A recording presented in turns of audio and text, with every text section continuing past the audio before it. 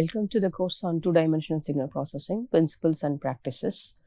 We have done the Z transform and inverse Z transform this week, and in continuation to the Z transform and its properties, what we have learned, which will be useful in the filter design and then the transfer functions of the filters to represent it. And we continue with the LCCDE, that is linear constant coefficient difference equations. We have done this one for the one-dimensional systems, that is one-dimensional difference equation we have done. Whereas the for 2D cases, what is the relation and how do we solve this LCCDE when 1D is solved using the homogeneous solution and the particular solution for a given input, and this response has this zero input and zero state responses. If you recall, in 1D we did when we did the signal processing overview. So for the case of, if you consider this for 1D linear constant coefficient difference equations, that forms the summation a of k into y of n minus k is equal to b of k x of n minus k. So x is the input and y is the output, and in this depends on the k values, there will be feedback, or if you write it in the Z transform, you can get the polynomial in the numerator as well as in the denominator. This is of 1D. So where in the same LCCDE or the difference equations in 2D form, we can say that A is now, it's not only depending on k variable, if two variables k1 and k2, and whose region of support is RE. So that here, and y is here, y is the output n1 minus k1 and n2 minus k2, which is equal to, similarly that is extended from the 1D, the RB is the region of support, k1 k2 lies in RB, that belongs to RB, and B is the coefficient again which is related to the x input, n1 minus k1 and n2 minus k2. So how do we solve this equation, that we are going to see in this lecture. So A and B are the real sequences here. It is not with a finite number of non-zero amplitudes. That means the amplitudes of this will be finite here, and it is having some values which are not zeros. A and B are here. So RE represents the region of K1 and K2, for which that A of K1 comma K2 is non-zero. That is, it has some values, the region where it exists, this A. And similarly for the RB, which is also the region of support, and for B, for all the B values which is non-zero. And if taking this equation, the 2D equation of a linear constant coefficient difference equation, let's assume that here A of K1 comma K2, the coefficients of this difference equation doesn't belong to RA equal to 0. So that means all of them would have some values, and similarly the B coefficient doesn't belong to RB, which is equal to 0. So it has some region of support. That's what the meaning here is. So in 1D case, if you want to solve the LCCDE, that nth order difference equation, specify the solution within the constants that A and B in that case, and n initial conditions are generally sufficient to get the unique solution for the nth order difference equation in 1D. Whereas in 2D, this is not the case actually, that we need a set of boundary conditions for which that the infinite number of points in the output y of n1 comma n2 needs to be defined. So we need to get y of n1 comma n2, that is the solution, with the boundary condition. So it depends on the boundary condition. In the case of 2D, it is not that nth order having the n initial conditions in the case of 1D.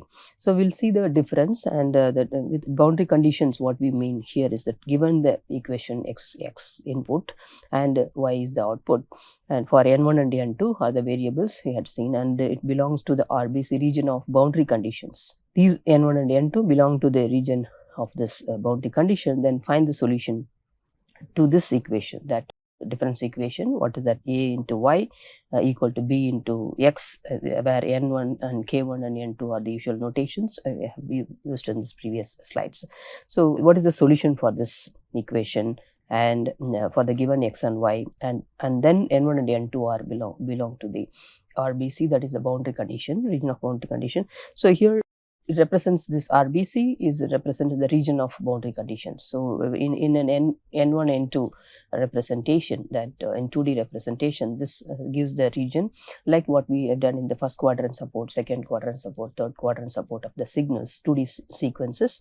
So in similar way, the region of boundary conditions also having certain region representing certain values which are depending on N1 and N2.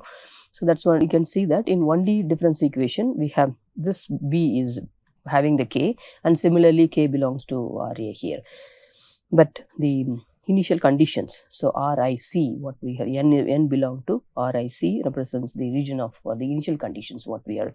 So solution would be, as I mentioned, that this should first find the homogeneous solution for which that y is equal to some constant into a power n, so where a is this, and then for computing this y c equal to a or n, where in which x is considered to be 0. So that is zero input response. That is, there is no input considered for getting the homogeneous solution.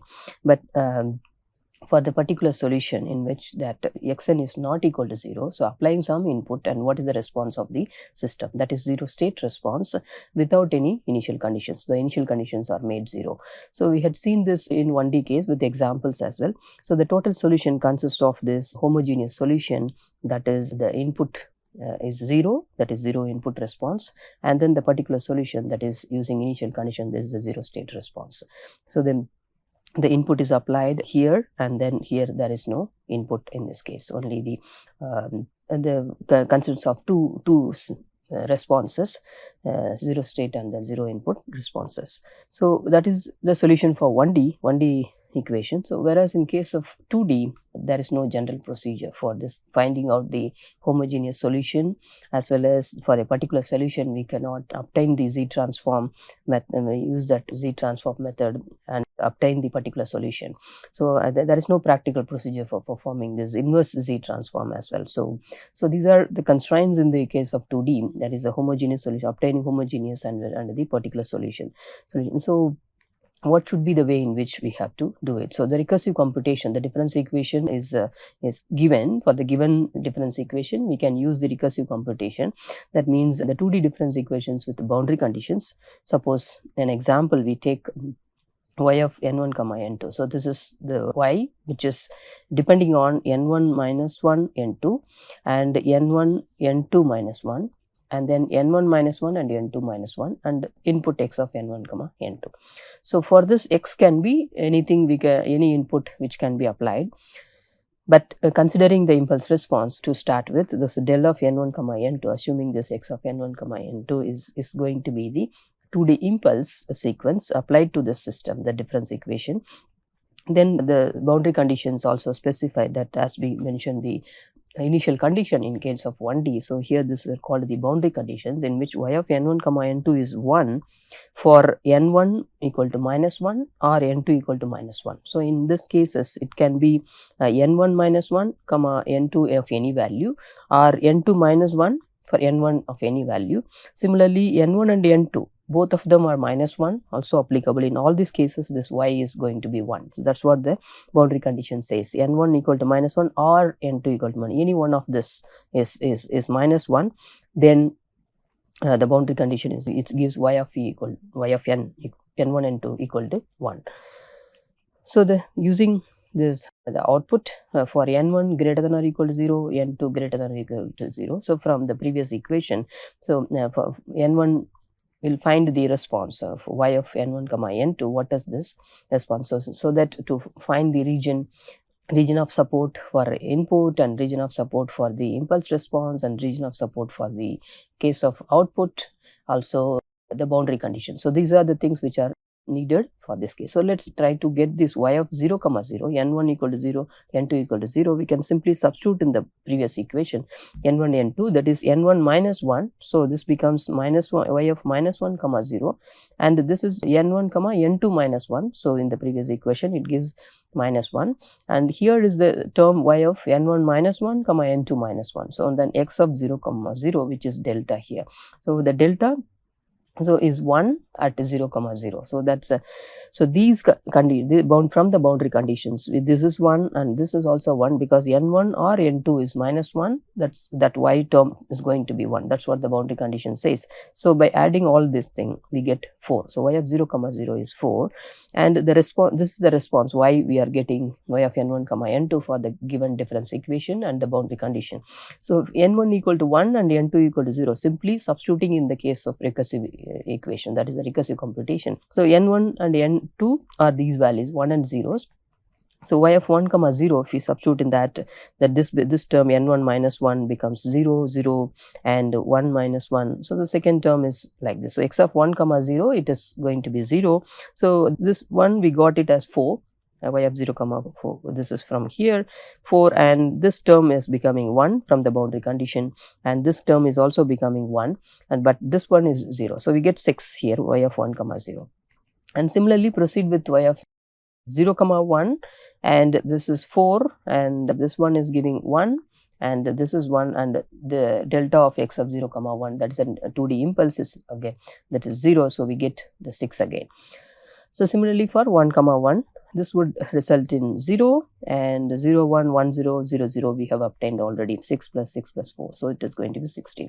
So we can continue like this for n1 and n2 supports maximum for that. So 2 comma 0 and other terms can be obtained, but it has a unique solution. That is, we have what for the boundary condition what is given. So the solution is that y of what is the value of this. So if you plot it, y of n1 comma n2 from the recursive computation, and the boundary conditions used are this: n1 equal to -1 and then n2 equal to -1. So these conditions equal to y of 1 equal to 1, that is 1. So these are the condition in which, this is just showing the boundary conditions used, and y of n1 comma n2 obtained is this. Okay, so and it can continue here as well. So the few points we have computed: 0 comma 0, 1 comma 0, 2 comma 0, and then 0 comma 1, 1 1, and so on. So this is the y of n1 comma n2. What is the issue with this solution? Okay, so for the fixed boundary condition, then this is also fixed and the unique solution. Now in 1D case, as we said that n initial conditions both are necessary and sufficient for nth order difference equation. But in the 2D case, the choice of boundary conditions which gives the difference equation unique solution. But it is not obvious also, the choice is we have to choose these boundary conditions. Okay, here we'll discuss this also in the through the examples. So the y of n1 comma n2, what we had obtained for an input, suppose the input is doubled, is it the system is LSI, that is linear shift invariant, or not? If we take to test it, the given recursive equation or the difference equation is representing a system which is LSI or not. So here if you for the given boundary conditions, so the x of n1 comma n2, suppose we instead of delta n1 comma n2, that it is doubled, the amplitude is doubled. So in the linearity property, what it should be, that y also should be doubled, isn't it? So the for y, if we compute using the recursive equation, instead of del of n1 comma n2 in x substituting in the previous samples, what we got 0 comma 0, 1 comma 0, and then 2 comma 0, 3 comma 0, and then y of 0 comma 1, and then 1 1, and so on. So this, if you look at the y of n, the previous solution 4 6 8 10 and 6 16, and by doubling the input, this output which we get for 2 into del of n1 comma n2, it's not doubling. That means it's not linear. So here for the input 2 delta n1 comma n2, and similarly this is the same boundary conditions used here, the n1 and n2 restrictions given in the system equations, and doubling in the input doesn't double the output. That's the case 1, and this was the previous y what we had, 4 6 8 and 5 7. You can see the amplitudes which are not getting doubled. Compared to this is not doubled. And if we get the x of n which is shifting, to check this shift property, that is a shift invariant or not. So del of n1 minus 1 and n2 minus 1, in that case n1 and n2 are shifted, delayed here. So for that, what is the y? So we found this y compared to the y which we obtained for this 4, 6, 8, 10 and this one, which is where the input was del of n1 comma n2, the response was it. When the input is shifted in both the directions n1 and n2, then we obtain this 3, 5, 7, 9, 5, 14 and so on. It is not shifting.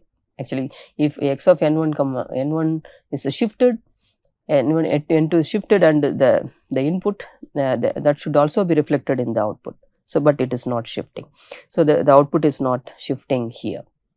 So this system is not LSI, that is not linear shift invariant. Neither it responds to the input doubling, and is not doubling the output, as well as the case of shifting in the input doesn't give the shift in the output. So it is not an LSI. So what is the reason for this case, and how do we make this 2D system linear shift invariant? Because LSI systems are used in the filters, and the practical filters or digital filters are going to be the LSI.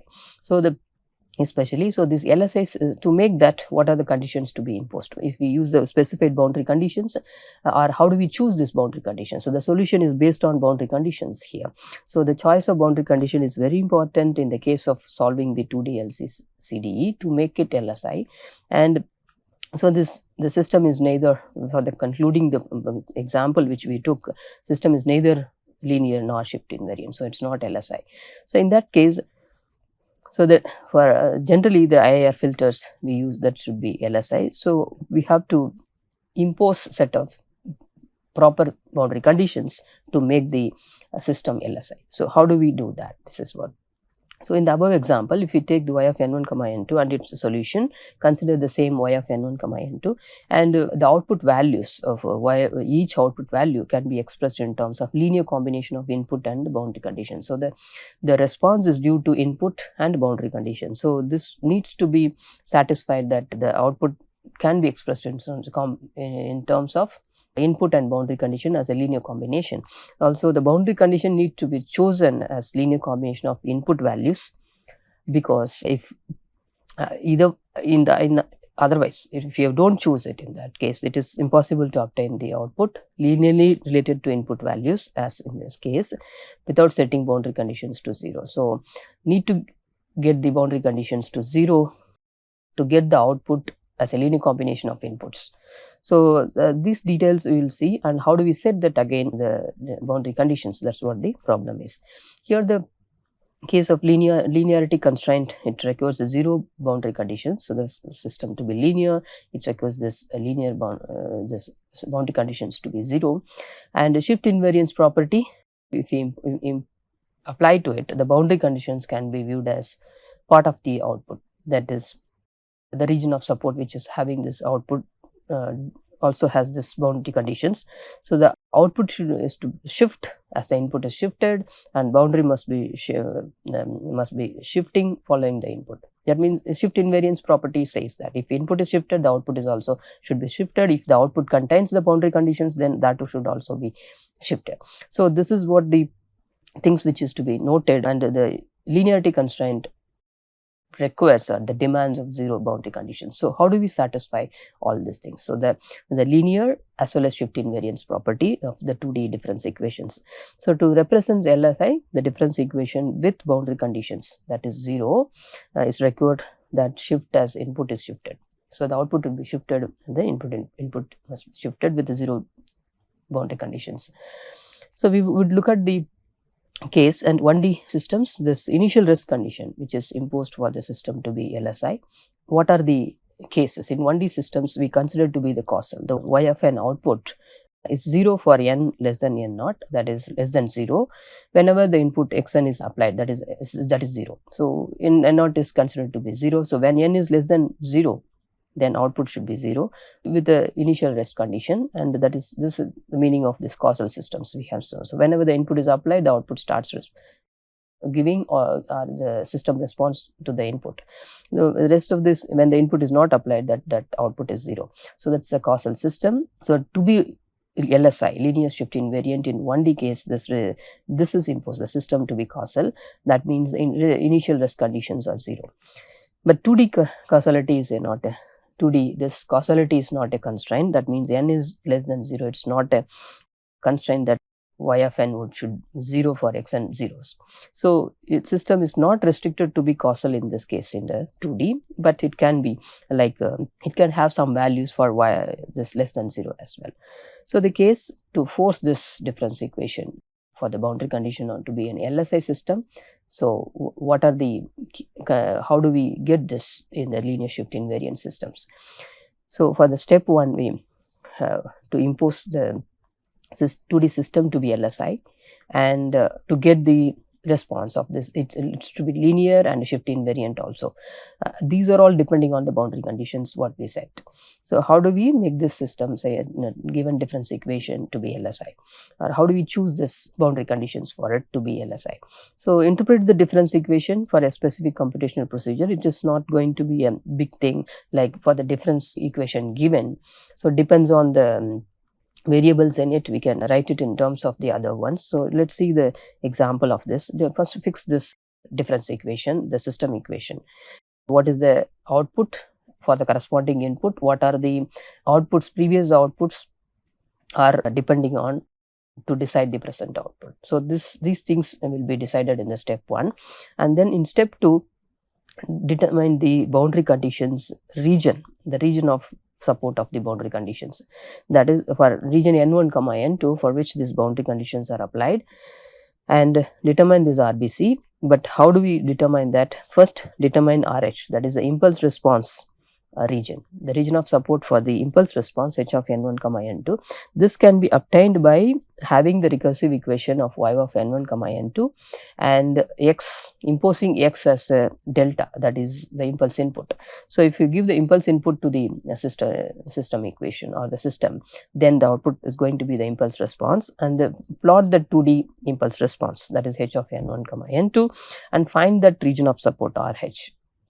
Here the region of support is, it is going to be a first quadrant, or what is the, it involves the second quadrant samples also, or third and fourth also. What is the region of support for RH? So once we know this RH, and then determine the RY, region of support again of the output y from RH. The region of support RH is known. Of course, the region of support for x, the input Rx, is the region of support for the input, whether it is going to be a first quadrant support, this x, it is spreading in all the quadrants, so it depends on Rx, and the impulse response for the system by applying the impulse input, knowing the region of support of x and RH and Rx, determine Ry. So that is a convolution that if we have this, if x is the input and if you know the impulse response, and the convolution would result in the output y, that is the case we have seen in the 1D. So it is similarly can be extended to the 2D as well. So get the y, and from y the region of support y is defined. So now the region of support of x input, and region of support of h, the impulse response, and the region of support for output y, all are known, and the region of support for boundary condition needs to be defined. So that is the region of all n1, n2 which doesn't belong to Ry. So the Ry is determined now. So you have to find the RBC, the boundary conditions region, which is not the part of Ry. So once we know this RBC, region of support, then we can set the boundary conditions as y of n1, n2 should be 0. This y what we have obtained is going to be 0 for n1, n2 which belong to this region of support. So if we make all of them 0 and keep this y of n1, rest of the y of n1, n2 what we had obtained is nothing but the equation that is giving the boundary conditions for y of n1, n2 is 0 for this RBC. So we'll see through an example these steps. And step 1, so consider this following difference equations: y of n1, n2, where it has this term and second term n1 minus 1 and n2 minus 1 here, it's both terms, and x of n1 which is equal to here. So this is a difference equation. So this can be of any difference equation of the 2D system. So we can take, and this can be interpreted. So if we see, so keep this at the as a first representation of the first case, like here y of n1, n2 is equal to, just push this terms to the right hand side. So we get these negatives here. These are negatives, and then this is positive x of n1 comma n2. This is one way of representing it, and we can use this term, second term, keeping it here and push all of them to the right hand side and make this as y of n1 comma n2. That means adding n1 plus 1, so everywhere. So that can give y of n1 comma n2, that is the second equation. Similarly, using the third one, y of n1 comma n2 minus 1, adding 1 to n2 everywhere in the equation and keeping this in the left hand side and pushing all the other terms into the right hand side. That would give another representation of the system, same system. And similarly, for the using this term, that is y of n1 minus 1 and n2 minus 1. Using this term, keep this at the left hand side and add 1 to it, and then y of n1 comma n2, keeping it here, pushing these three terms to the right hand side using this x, will give the fourth equation of the same system. So those can be represented here. The second one, this term is equal to keeping this left hand side and pushing all of them into the other side. So this is one, and the next term, that is keeping this y of n1 comma n2 minus 1 and rest of them to the other side. So this is another way to represent it, and keeping the y of n1 minus n1 and n2 minus 1 here left hand side and pushing the other things into this. So now from these equations we can choose also y of n1 comma n2, what is the, so use the first equation or the second equation or third equation, whichever is convenient can be used. So here it is taken the first equation itself, y of n1 comma n2 is this. So, okay, pushing these three terms to the right hand side. So that is the four different ways of representing a single system is shown over here. And see the second equation, y of n1 comma n2. So you can see that n1 plus 1. So compared to this case, this becomes 1. So if we add 1 to it, this becomes n1 comma n2. So this plus 1 and here plus 1, and this becomes n1 and n1 plus 1. So that's what the second equation is. So you can get the second equation as this. Now similarly, from the third equation, n1 comma n2, so n2 is now added plus 1 here. So to have it, so the corresponding change, the third equation can be represented. So all of them 1, 2, 3 are representing y of n1 comma n2 only. So the same thing, but with the different right hand side expressions. So the fourth also can be obtained in that way. So y of n1 comma n2 for n1 plus 1 and n2 plus 1. So if we compensate it in the right hand side as well, so we get the four different equations as I explained. So any one of this can be used, that is for finding the solution or the boundary conditions to make it LSI. So here we have chosen maybe the first one we can choose, and the step 2 is to determine this region of support of impulse response, that is RH. So apply the impulse input and find the impulse response h of n1 comma n2 for the given difference equation or the chosen difference equation of the step 1 and get this impulse one. So now considering the first equation, so we have, and substituting this as del of n1 comma n2, that's the application of x is going to be an impulse. So for this impulse we get y of 0 comma 0 minus 2, y of minus 1 comma 0, minus 3, y of 0 minus 1, and so on. So del of 0 comma 0 is 1. Okay, so if you take this y of 0 comma 0 without knowing these things, like, so these terms are not known, but we need to find out what is the boundary condition for this problem. Okay, so the y of 0 comma 0 is, how do we do that, is y of 0 comma 0 is depending on del of 0 comma 0. So we found here, and we can say that del of n1 comma n2 is directly influencing y of 0 comma 0 point. Okay, so considering the other set from that, y of 1 comma 0, y of 0 comma 1, and then y of 1 comma 1, if we put that values in the recursive equation, so we get minus 2 y of 0 comma 0 and minus 3 y of 1 minus 1 and minus 4 y 0 minus 1 and del of 1 comma 0. So though the y of 1 comma 0 term, that is the output response due to the delta impulse y of 1 comma 0, it's not directly 0 comma 0 is not influencing, but y of 0 comma 0, which is influenced by del of 0 comma 0, is influencing that.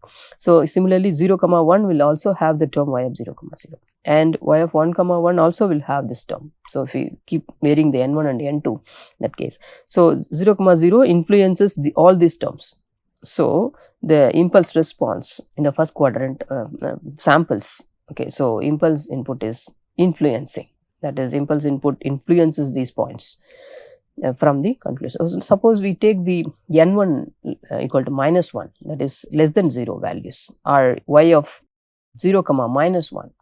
So these, what happens to these samples? So y of -1 comma 0. So if we take here -2, y of -2 comma 0, -1 -1, -2 -1, and del of -1 0.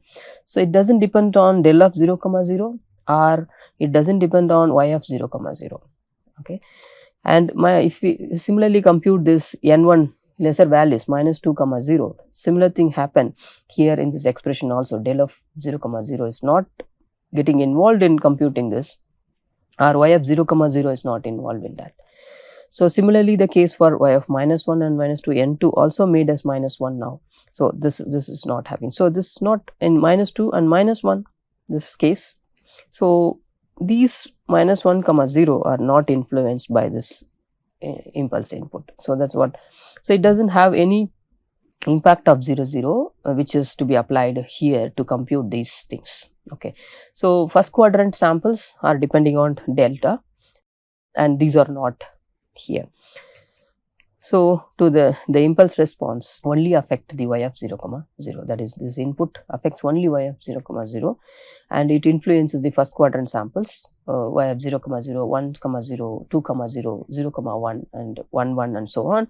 And so the RH, the impulse response, what we get due to the application of impulse input to the recursive equation and get the response of y of n1 comma n2 for impulse input, that is nothing but the region of H. That is, these are the values we get, some values for 0 0 0 1 1 0, but the region of support is this. So these are the points it is existing, the impulse response is existing. So we need to know only the region of support. The values are not completely known because the initial conditions or the boundary conditions are not known.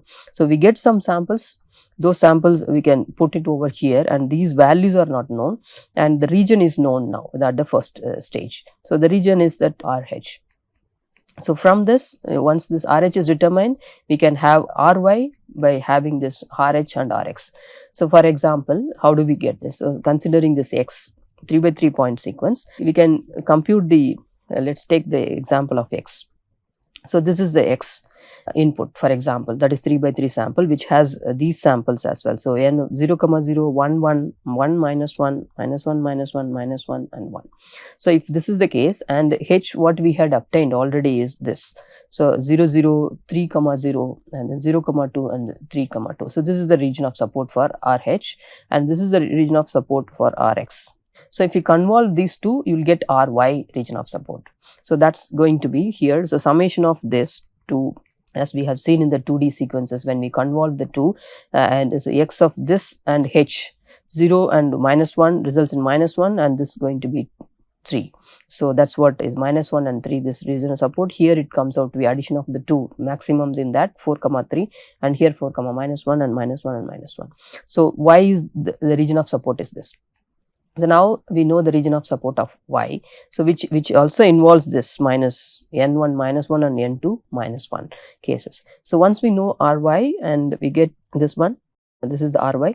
So we'll find out the RBC, which is the boundary conditions for the region. What is the region of boundary conditions then, which are not included in Ry. So that means neglecting all these things, the outer region. So apart from that, this region is going to be the boundary conditions region. So that's specified in that step, once we know the region of support of Ry. And what is the case of this is not belonging to Ry, RBC is that not belonging to Ry. So now in step 3 we have choose the boundary conditions to set, that is the last step, that y of n1 comma n2 equal to 0 for all n1 n2 belong to RBC. So that means this is we can set these boundary conditions where RBC y is going to be 0 for those n1 and n2. So this is a necessary condition for the system to be linear. So that n1 and comma n2 equal to 0 for n1 less than -1 from the boundary conditions, n2 less than -1. This is the boundary condition what we get for this example. So the resultant y of n1 comma n2, what we got through this x and convolving with h.